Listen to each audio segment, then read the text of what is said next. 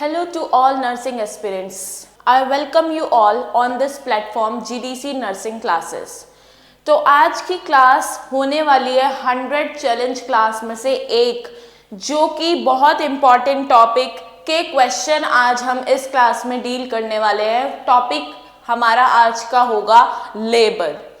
ठीक है, तो लेबर एक ऐसा टॉपिक है जिससे हमें बहुत से क्वेश्चन लाइक उसकी स्टेजेस से या उसके इवेंट से या उनकी टाइमिंग से देखने को हमें एग्जाम में मिल जाते हैं। ठीक है, तो आज हम उसी चीज को कवर अप करने वाले हैं इस क्लास के अंदर। तो लेट्स बिगिन द क्लास। तो अगर हम फर्स्ट क्वेश्चन की बात करें तो पहला क्वेश्चन देखते हैं कि the nurse is monitoring a client in a active labour, यानी कि जो एक नर्स है वो एक पेशेंट को क्या कर रही है, मॉनिटर कर रही है। ठीक है, यानी कि उसको देख रही है एक्टिव फेज में।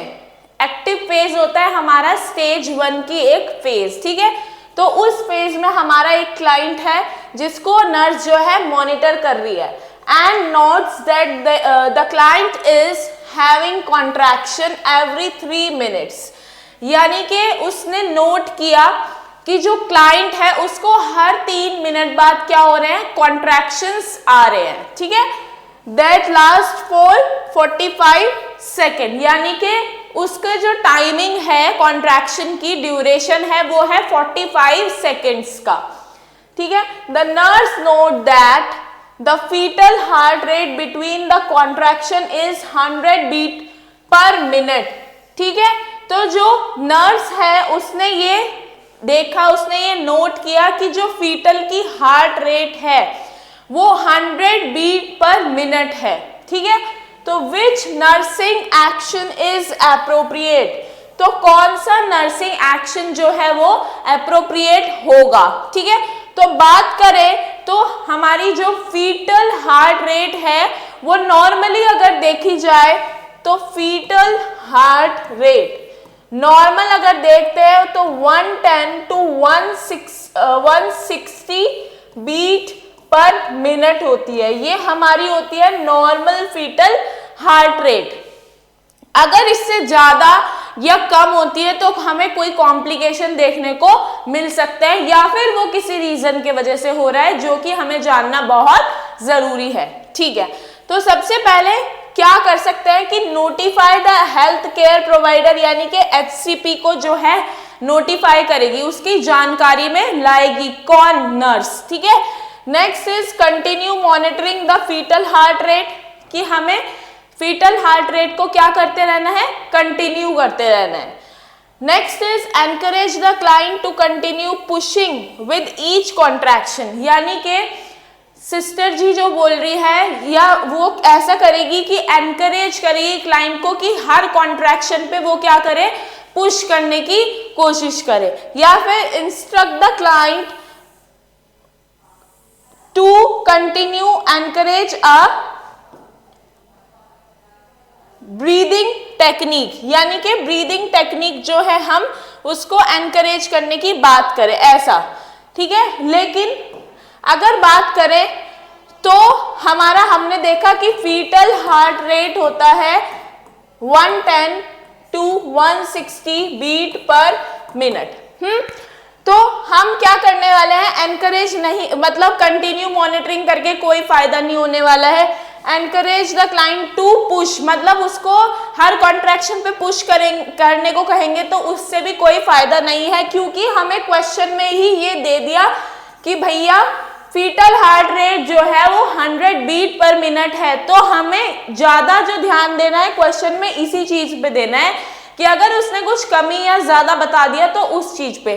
तो अगर इस चीज के अकॉर्डिंग देखें तो नर्स की जो रिस्पॉन्सिबिलिटी बनती है वो बनती है कि नोटिफाई करना किसको, हेल्थ केयर प्रोवाइडर को, मतलब जो हमारा डॉक्टर है, ड्यूटी डॉक्टर है, उसको ये पता होना चाहिए कि ये जो मदर है इनका जो फीटल हार्ट रेट आ रहा है वो कितना आ रहा है, 100 बीट पर मिनट। ये किसी भी वजह से आ सकता है, लाइक कॉन्ट्रैक्शन बढ़ रहे हैं उसके वजह से, लेकिन हमें जो है डॉक्टर को बताना जरूरी है। ठीक है, तो इसका जो आंसर होगा वो होगा notify the health care provider.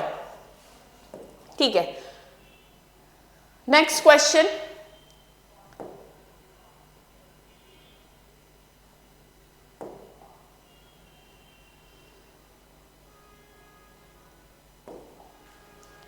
The nurse is caring for a client in labour, यानी कि एक नर्स है जो एक लेबर पेशेंट यानी कि जो बेबी डिलीवर करने वाली है उस पेशेंट का क्या कर रही है, केयर कर रही है।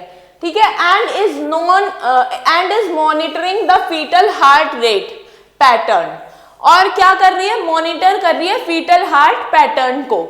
ठीक है, the nurse note that the presence of episodic acceleration on the electronic fetal monitor tracing, यानी कि वो क्या कर रही है, एक्सेलरेशन मेजर कर रही है on a electronic fetal heart tracing पे। ठीक है, which action is most appropriate, कौन सा एक्शन जो है वो एप्रोप्रिएट होगा।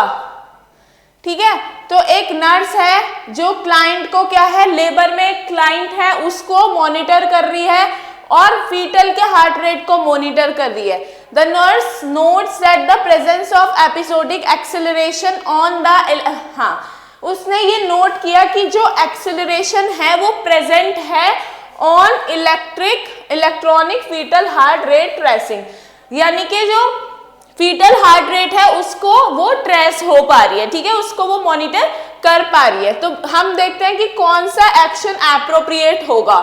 तो notify the health care provider for of this finding, या फिर reposition the mother and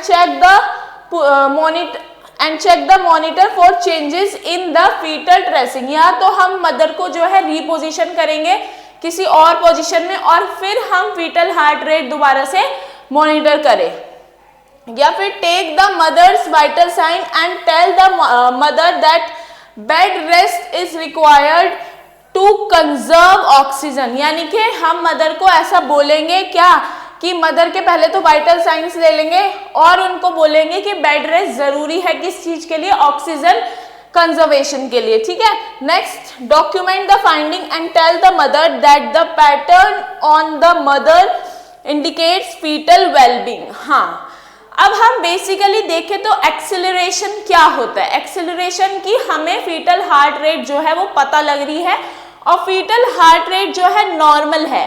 acceleration का मतलब ही ये होता है। तो क्वेश्चन में हमें सीधे सीधे एक्सेलरेशन दे दिया है, तो अगर हमें नॉर्मल फाइंडिंग्स मिल रही है तो ना तो हम एचसीपी को इन्फॉर्म करेंगे, ठीक है, रीपोजिशन नहीं करेंगे। क्यों करेंगे रीपोजिशन जब हमें ऑलरेडी वैल्यूज जो है मिल रही है। ठीक है, रीपोजिशन नहीं करेंगे। Take the mother vital sign, mother vital signs भी नहीं लेंगे और डॉक्यूमेंट करेंगे। ठीक है, जो मोस्ट इंपॉर्टेंट हमारी रिस्पॉन्सिबिलिटी होती है अगर हमें नॉर्मल फाइंडिंग मिलती है तो हमें क्या करना होता है, डॉक्यूमेंटेशन करना होता है। ठीक है, तो इस क्वेश्चन का जो आंसर होएगा वो होएगा document the finding and tell the mother that the pattern on the monitor indicates fetal wellbeing, यानी कि जो आपका फीटस है उसकी वेलबींग यानी कि वो बहुत अच्छा है हेल्थ वाइज, उसको इंडिकेट कर रहा है। ऐसा हम मदर को एक्सप्लेन करेंगे। ठीक है,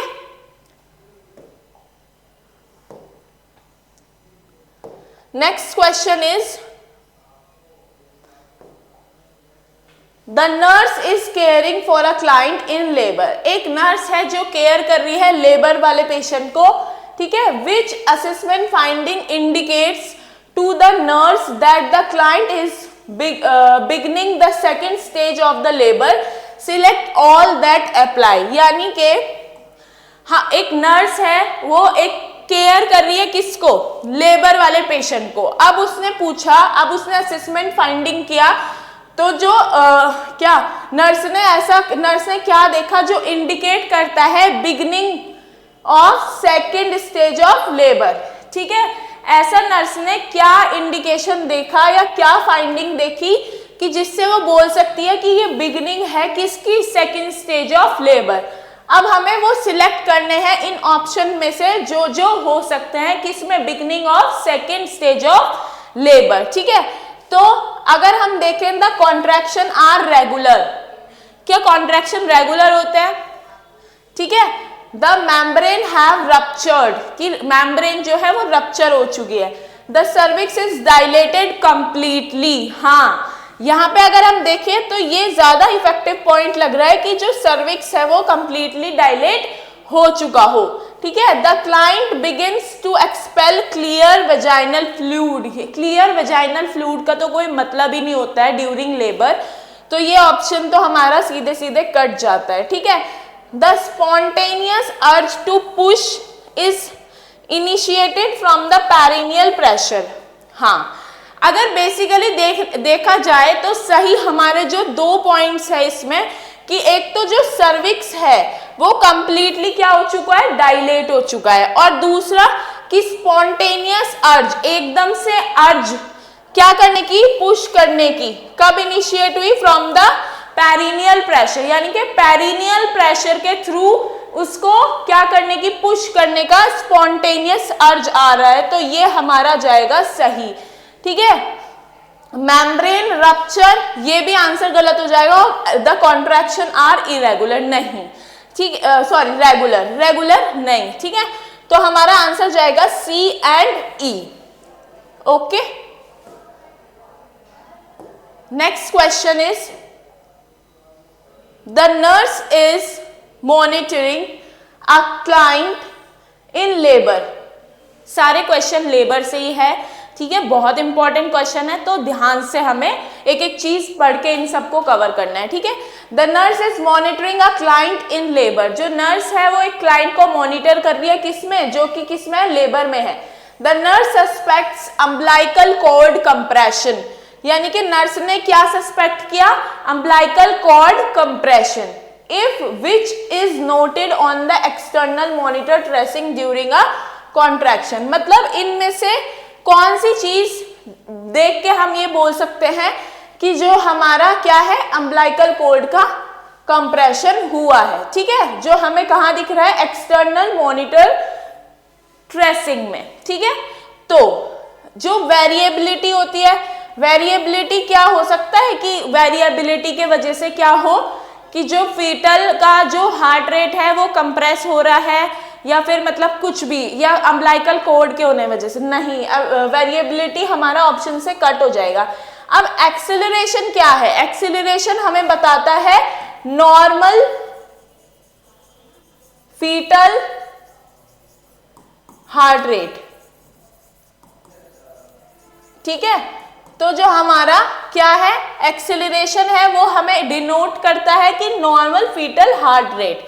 अब जो अर्ली डीएसेलरेशन होता है, अर्ली डीएसेलरेशन हमारा नहीं, बेसिकली अगर हम देखें तो अगर हमारा कंप्रेशन की बात हुई है अम्बिलिकल कॉर्ड की, तो ये वेरिएबल डीएसेलरेशन हमारा जो है आंसर जाएगा, क्योंकि due to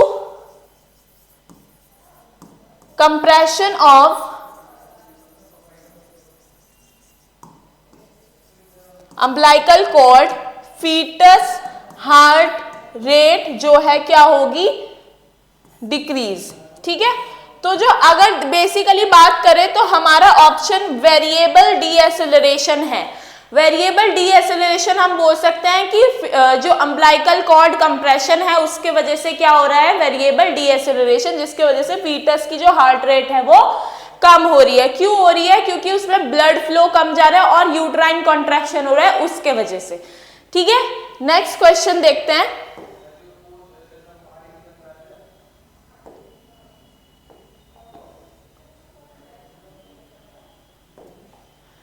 Guidelines adopted for prevention of premature labor includes following except, यानी कि कौन सी ऐसी गाइडलाइंस है जिससे हम प्रीमेच्योर लेबर जो है प्रिवेंट कर सकते हैं, उसके अलावा बताना है। एक्सेप्ट आया है क्वेश्चन में, तो हमें गलत बताना है, हमें गाइडलाइन के थ्रू नहीं बताना है, हमें एक्सेप्ट बताना है।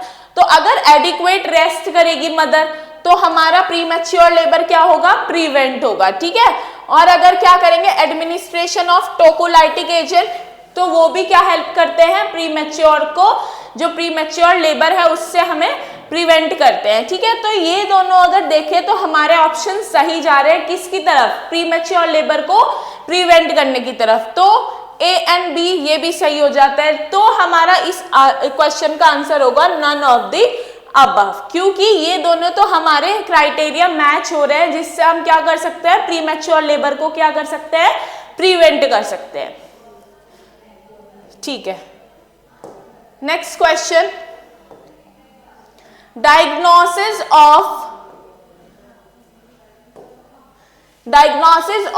Preterm labour includes all except, मतलब एक प्रीटर्म लेबर का डायग्नोस हम कर सकते हैं, किन किन चीजों से कर सकते हैं, लेकिन उसके अलावा क्या है इस ऑप्शन में वो बताना है। जो हमारा आंसर गलत है हमें उसकी तरफ जाना है। ठीक है, तो regular uterine contraction with pain, कि रेगुलर यूट्राइन कॉन्ट्रैक्शन आ रहा है पेन के साथ। ठीक है, regular uterine contraction without pain, regular uterine contraction एक जगह पेन दे दिया, एक जगह क्या दे दिया, विदाउट पेन। डायलेशन मोर और इक्वल टू 2 सेंटीमीटर, यानी कि जो सर्विक्स डायलेट हो रहा है वो हो रहा है 2 centimetre. Length of cervix more than 2 centimetre. ठीक है, तो अगर हम बेसिकली बात करें तो इस क्वेश्चन में हमें थोड़ा सा एक ऑप्शन सबसे अलग जो दिख रहा है वो दिख रहा है लेंथ। तो अगर लेंथ की बात करें तो लेंथ हमारा ऑप्शन गलत हो जाएगा, कि क्यों, क्योंकि जो length of cervix is more than 2 cent, cervix की लेंथ से लेबर पे कोई फर्क नहीं पड़ता है। ठीक है, तो हमारा डी जो ऑप्शन है वो आंसर सही जाएगा, क्योंकि रेगुलर कॉन्ट्रैक्शन है, विदाउट पेन भी हो सकता है, विद पेन भी हो सकता है, और डायलेशन तो हो गई, डायलेशन ऑफ सर्विक्स मोर और इक्वल टू 2 सेंटीमीटर। तो ये जो हमारे 3 ऑप्शन है ये क्राइटेरिया में मैच कर रहे हैं, लेकिन अगर कुछ नहीं कर रहा है तो वो है ऑप्शन डी। ठीक है, next question, a women is admitted in obstetrical unit, एक वुमेन है जो कहाँ एडमिट है, ऑब्स्ट्रक्टिकल यूनिट में, with complaint of labour pain, यानी कि कौन सी कंप्लेंट के साथ, labour pain. On assessment the period of gestation, यानी कि जो उसका जेस्टेशनल पीरियड है, टाइम है प्रेगनेंसी का, वो है 31st वीक। ठीक है, 31st वीक की प्रेग्नेंट वुमेन है, एंड मिनिमल लीकेज पर वजाइना, और हमें देखने को मिल रहा है कि वजाइना से जो है बहुत कम से कम जो है लीकेज दिख रहा है। Cervicovaginal discharge is sent for the laboratory investigation, यानी कि सर्वाइकोवेजाइनल जो डिस्चार्ज है वो लैब में भेजा गया है, किस लिए, इन्वेस्टिगेशंस के लिए। And the result shows the presence of फिब्रोनेक्टिन।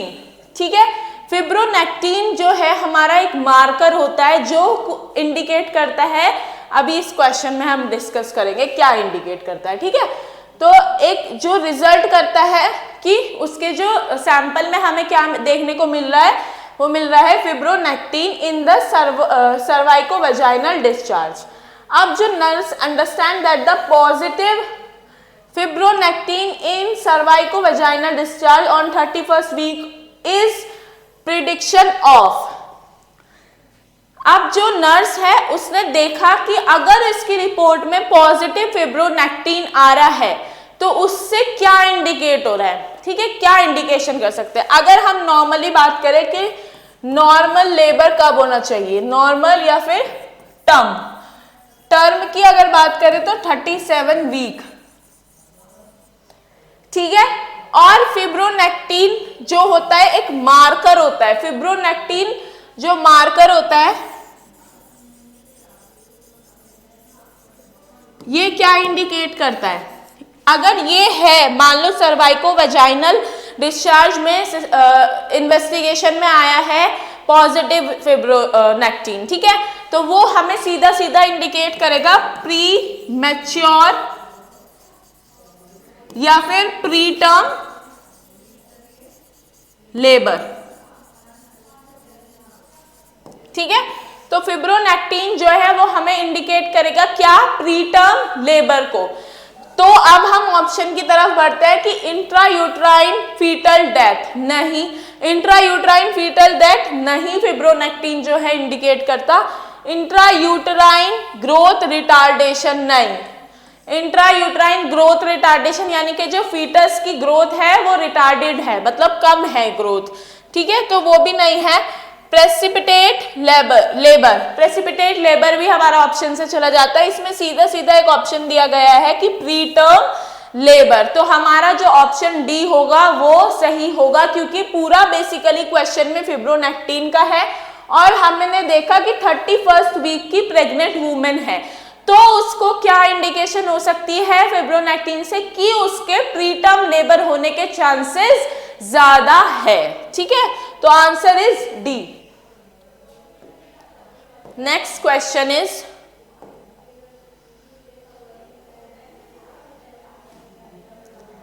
a client in labor is transported to the delivery room and prepared for a caesarean delivery, यानी कि एक क्लाइंट को जो है डिलीवरी रूम ले जाया जा रहा है और प्रिपेयर करा जा रहा है किसके लिए, सी सेक्शन के लिए, यानी कि सिजेरियन डिलीवरी के लिए।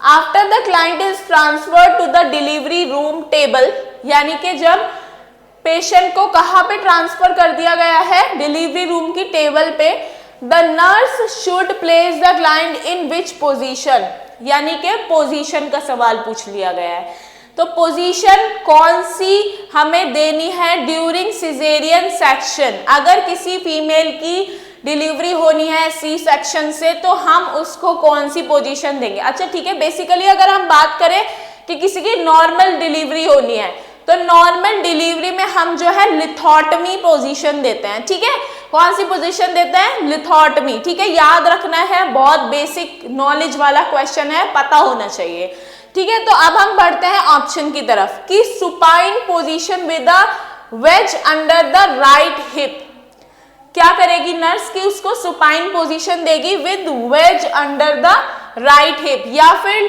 Trendelenburg position with the leg in stirrups, यानी कि टेंडलबर्ग पोजीशन देगी या देगी prone position with the leg separated and elevated. Prone position तो बिल्कुल गलत ही ऑप्शन हो जाता है कि फिर प्रोन दे देंगे तो फिर सी सेक्शन कहां से करेंगे। फिर हमारा आएगा semi Fowler's position with a pillow under the knees, यानी कि सेमी फाउलर दे देंगे position with pillow under the knees, ठीक है। तो बात करते हैं सेमी फाउलर या फिर टेंडलबर्ग पोजीशन की।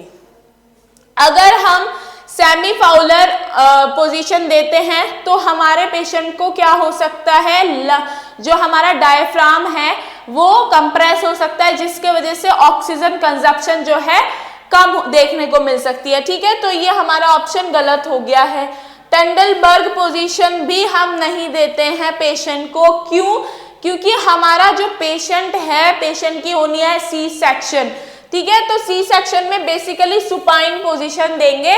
सुपाइन इज जैसे हम सीधे लेट जाते हैं, हमारा फेस जो है टुवर्ड्स रूफ होता है, ठीक है, तो हम क्या करेंगे उसको पोजीशन देंगे supine position with the wedge under the right hip. Right hip के अंदर जो हम वेज रखेंगे उसका एक ब्लड सर्कुलेशन से रिलेशन होता है कि जो वेना कावा है उस पे कंप्रेशन ना होए और हमारा क्या हो, सुपाइन हाइपोटेंशन की तरफ जो है पेशेंट ना जाए, वो भी कॉम्प्लिकेशन देखा जाता है ड्यूरिंग प्रेगनेंसी, ठीक है, तो हमारा आंसर जाएगा ए।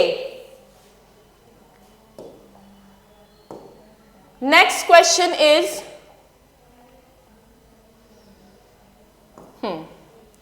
कि what is post mature pregnancy.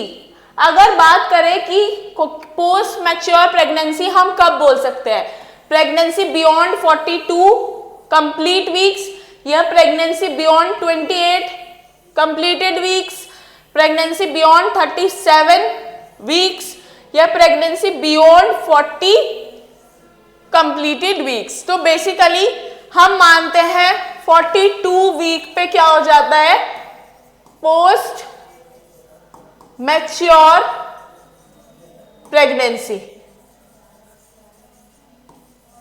ठीक है, तो 42 वीक्स पे हमें क्या देखने को मिलता है, पोस्ट मैच्योर प्रेगनेंसी। आंसर जाएगा हमारा ए, ठीक है। Next question is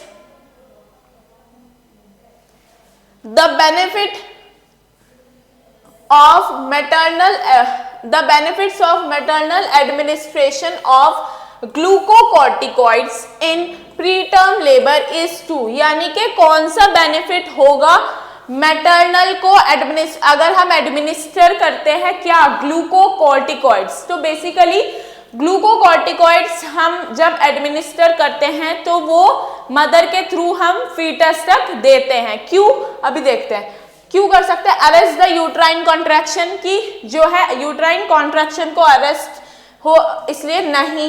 help in fetal lung maturation या फिर maintain integrity of fetal membrane या फिर प्रिवेंट फीटल इन्फेक्शन। तो फीटल इन्फेक्शन भी नहीं हम प्रिवेंट कर रहे हैं और मेंटेन नहीं कर रहे फीटल मेम्ब्रेन को।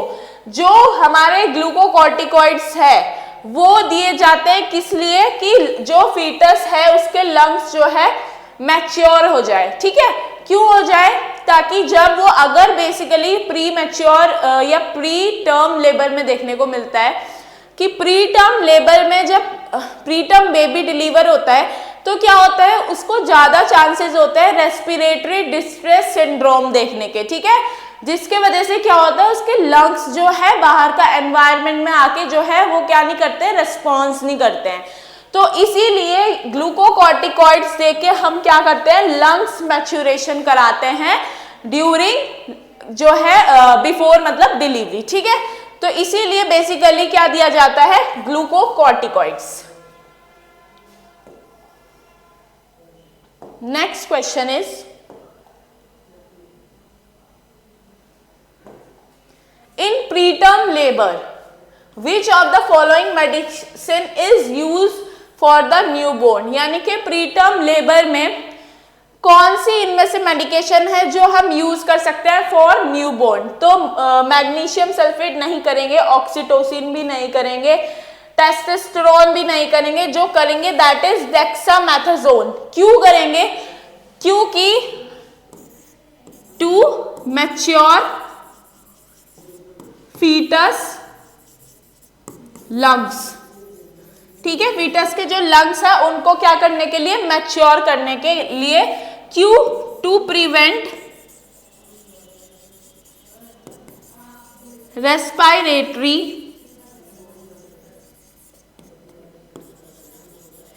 डिस्ट्रेस सिंड्रोम, यानी कि आरडीएस को प्रिवेंट करने के लिए हम प्रीमैच्योर लेबर में, ठीक है, न्यूबॉर्न को क्या कर सकते हैं, डेक्सामेथासोन देके क्या प्रिवेंट कर सकते हैं, आरडीएस, यानी कि उसके लंग्स जो है उसको मैच्योर करा सकते हैं, इसलिए हम क्या देंगे, डेक्सामेथासोन।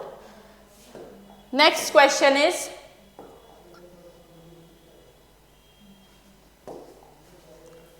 which of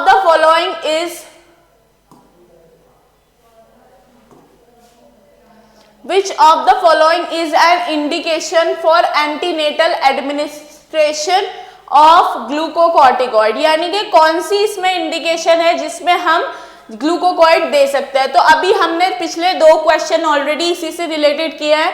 तो एंटीपार्टम हेमरेज नहीं देंगे, पोस्टपार्टम हेमरेज नहीं देंगे, प्रीटर्म लेबर में देंगे, क्योंकि अभी हमने देख लिया क्यों देंगे, कैसे देंगे, किसको देंगे, कितने टाइम पे देंगे, ठीक है, और प्री एक्लेम्सिया में नहीं देंगे, ठीक है। तो answer is C. Next question,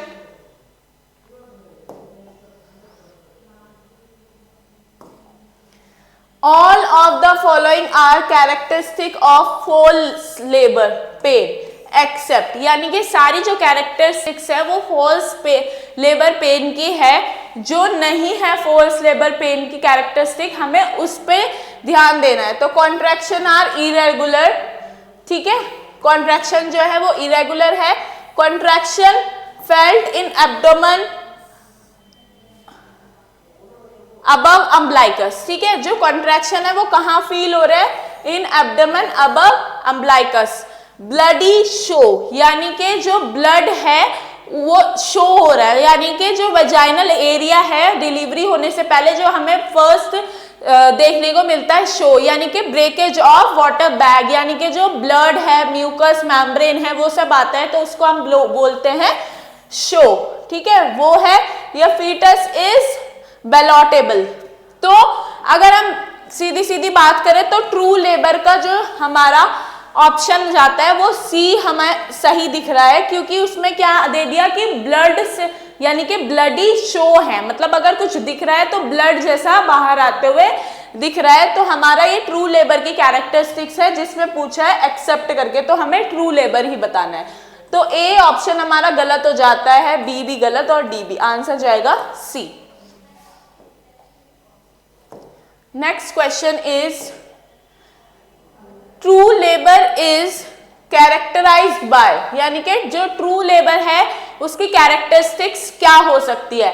effacement and dilation of the cervix, यानी कि इफेसमेंट होता है हमारे सर्वाइकल की जो थिननेस है वो होना, और डायलेशन यानी कि डायलेट होना cervix. Painful uterine contraction, frequency of contraction increases gradually, यानी कि जो हमारी यूटेराइन कॉन्ट्रैक्शन की फ्रीक्वेंसी है वो धीरे धीरे करके बढ़ती चली जाती है, या फिर ऑल ऑफ द अबव। अब अगर बेसिकली हम बात करें तो हमें देखने को मिलता है ट्रू लेबर में effacement and dilation of the cervix, तो ये बात सही है। पेनफुल यूटेराइन कॉन्ट्रैक्शन भी हमें देखने को मिलते हैं, और frequency of contraction increase gradually, ये भी हमें देखने को मिलता है, तो आंसर इज डी की all of the above. Next question की तरफ बढ़ते हैं। Which among the following is not a feature of forced labor pain, यानी कि कौन सा फीचर है जो फोर्स लेबर पेन के क्राइटेरिया को मैच नहीं करता? Pain is confined to lower abdomen to groin, ठीक है, नो मतलब लोअर एब्डोमेन से ग्रोइन हमारा जो एरिया होता है उसकी तरफ पेन जाएगा। No effect on dilation of cervix, की जो सर्विक्स है उसके डायलेशन पे कोई फर्क नहीं पड़ता है। रिलीव्ड बाय एनीमा, अगर एनीमा देंगे तो पेन जो है रिलीव हो जाएगा। और formation of bag of water, यानी कि जो बैग ऑफ वाटर है उसका फॉर्मेशन होना। तो अगर हम बात करें कि नोट पूछा है कि जो फोर्स लेबर की पेन की कैरेक्टरिस्टिक नहीं है वो कौन सा है, तो अगर बात करें पेन इज कन्फाइंड, ग्रोइंग की तरफ जाएगा, तो ये हमें फोर्स लेबर पेन में देखने को मिलता है। नो इफेसमेंट ऑन डायलेशन, यानी कि ट्रू लेबर में ऑब्वियसली हमें डायलेशन ऑफ सर्विक्स देखने को मिलता है, तो ये भी फोर्स लेबर का हुआ। रिलीव्ड बाय एनीमा, यानी कि ट्रू लेबर में अगर बात करें तो किसी भी एक्टिविटी से, किसी भी मेडिसिन से जो पेन है वो रिलीव नहीं होता है, तो ये भी हमारा फोर्स लेबर की तरफ जाएगा। और option D is formation of bag of water, ये हमारा हो जाएगा ट्रू लेबर की तरफ। तो हमसे अगर नोट पूछा है तो हमारा आंसर जाएगा डी, ठीक है। Next question is false labour manifestation are as follows except, यानी कि फोर्स लेबर जो है मैनिफेस्ट होता है इन सब चीजों से एक्सेप्ट, सेम हमें गलत बताना है, ट्रू लेबर के बारे में बताना है। कॉन्ट्रैक्शन लेसन्स विद एक्टिविटी और रेस्ट, यानी कि कॉन्ट्रैक्शन जो है वो कम हो जाते हैं किसके साथ साथ, एक्टिविटी या फिर रेस्ट से, तो ये हमारा हो जाएगा फोर्स लेबर वाला ऑप्शन, ठीक है। सर्विक्स प्रोग्रेसिवली इफेज्ड एंड डायलेट, यानी कि जो सर्विक्स है वो डायलेट और इफेज्ड होता चला जाता है। एब्डोमिनल डिस्कम्फर्ट और कॉन्ट्रैक्शन इरेगुलर, ठीक है। तो अगर बेसिकली बात करें तो एब्डोमिनल डिस्कम्फर्ट भी हमें फॉल्स में देखने को मिलता है, और इरेगुलर कॉन्ट्रैक्शन भी किस में देखने को मिलते हैं, फॉल्स लेबर पेन में। तो हमें अगर सर्विक्स प्रोग्रेसिवली इफेज्ड और डायलेटेड दिखता है तो हमारा ऑप्शन सही जा रहा है, क्योंकि हमसे पूछा है एक्सेप्ट, ठीक है। Next question,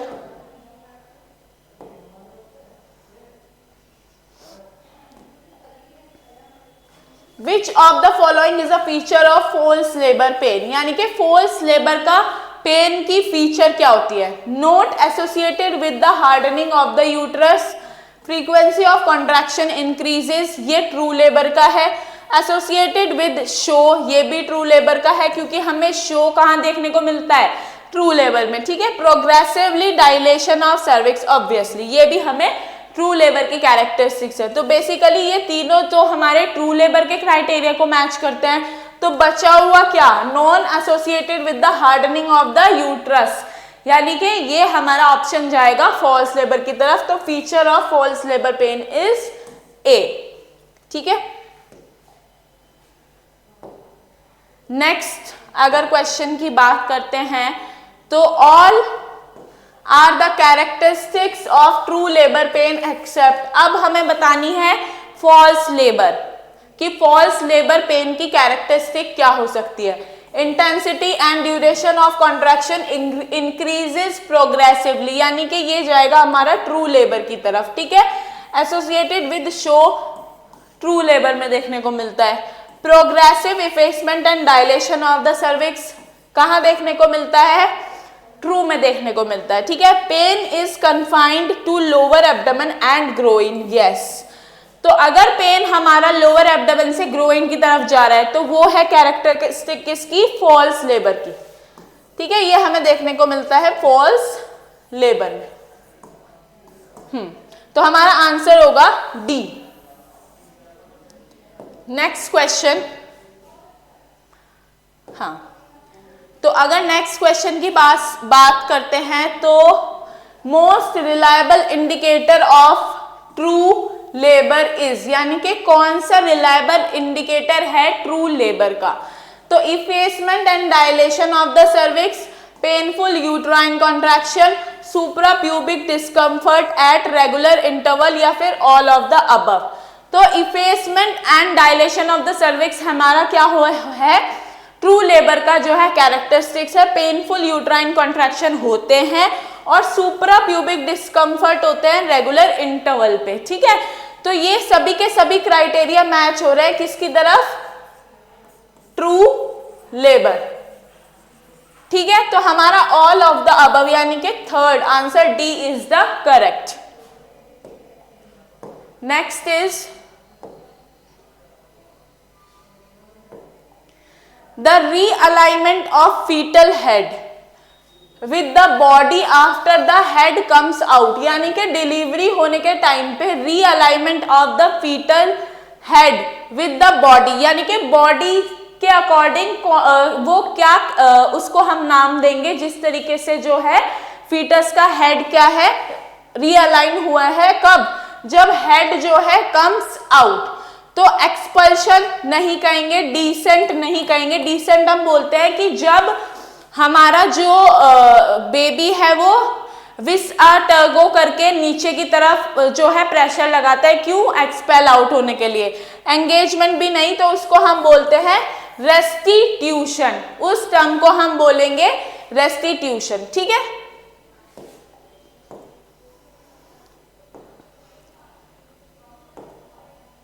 next is fifth formula is use for assigning, यानी कि एक फॉर्मूला होता है फिफ्थ, वो किस लिए यूज होता है? क्या असाइन करने, असेसिंग करने के लिए यूज होता है? तो पोसिटा यूट्राइन कॉन्ट्रैक्शन नहीं, progression descent of the head, yes. तो वो किस लिए यूज होता है कि हमारा जो progressive descent of the head है, डिलीवर होने वाला है बच्चा और उस टाइम पे हम एक असेसमेंट करते हैं, दैट इज फिफ्थ फॉर्मूला से। तो वो जाएगा हमारा progressive descent of the head की तरफ। फीटल वेलबिंग नहीं, ये एक्सेलरेशन के थ्रू हम पता करते हैं, और लेबर पेन भी नहीं, ठीक है। तो हमारा आंसर जाएगा D. Next question is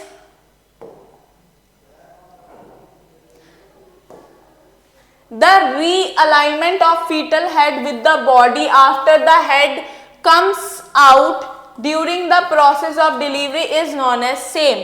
question की थोड़ी लैंग्वेज चेंज कर दी है, बाकी वही है। क्राउनिंग नहीं होता है, क्राउनिंग हमारा फर्स्ट विजिबल पार्ट होता है ड्यूरिंग लेबर बच्चे का। इंटरनल रोटेशन हमारा फिफ्थ मूवमेंट होता है, कब?